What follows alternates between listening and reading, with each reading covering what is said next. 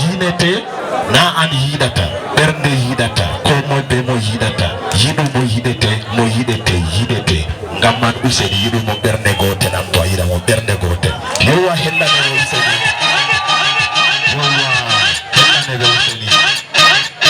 DJ yowa hande o tegal Abdou Pullo be Aissatou Tilmija Allah hokkon jonde jam hande bo seyo tegal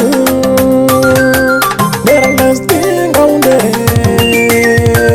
bana wani seyo bangal ayeyide Abdou Pullo deri be Aissatou Tilmija bana wani seyo bangal ayeyide Abdou Pullo deri be Aissatou Tilmija bismillah mi fotere inne jawmam am takno gorko e debbo jawmu ngendam yeɗa noppasira pasa aya awallam ami ñimda tegal Abdou be Tilmija tegal sunna do windake ha islama se on tokka sunna artuɗo nder islama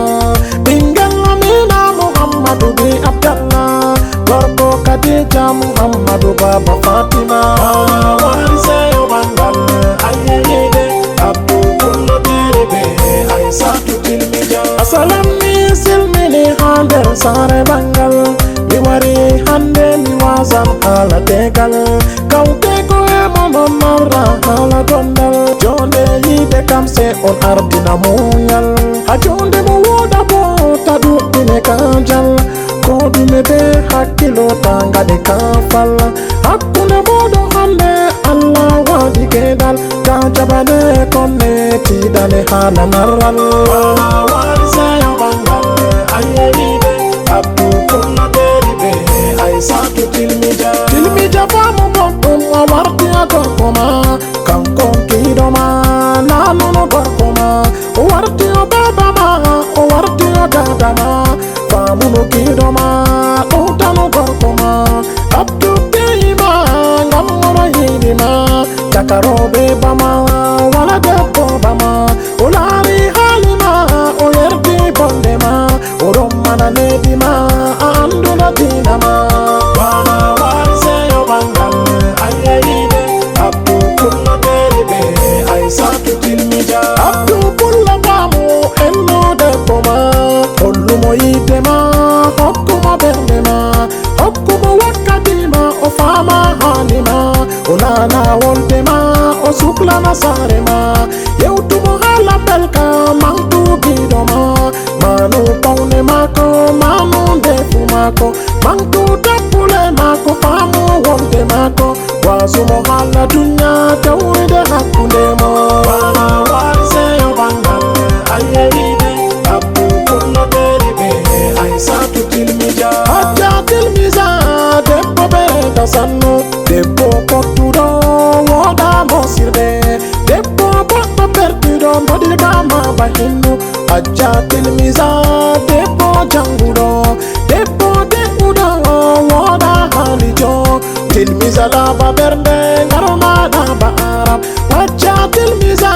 debbo be dasanno debbo timmidiɗɗo se hajja Tilmija debbo boɗɗo debbo woda pawne wodugo yadu sey an wodugo dappule an debbo bawda sahu hajja Tilmija debbo wela bandu debbo giɗɗo dina se hajja Tilmija dole mi mantama debbo Abdou Pullo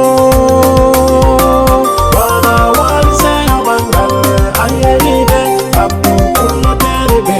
Aissatou Tilmija ami jabba himɓe mon ango amariya dalila seyo tegal dole mi jabba ɓe mi jabban akomiyen ango garɓeɗo dalila seyo tegal dole mi jabba ɓe nama jo sanno bana jabbima muktarɓe yowa Abdou Pullo artiste en ummi diga Marwa Dabero na dole sen jaɓaɓe ɓe Diyamare Marwa DJ Marwa Diyamare amin jaɓɓa artiste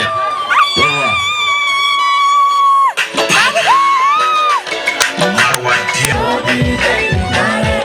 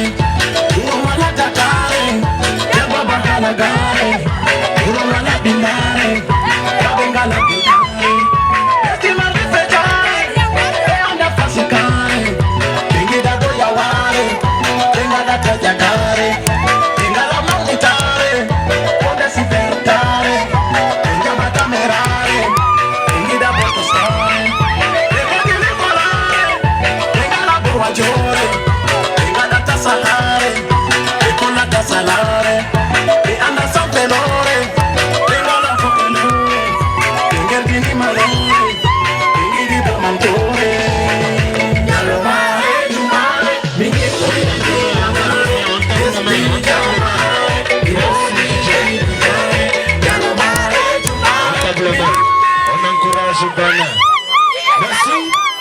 Merci à l'artiste Sobana.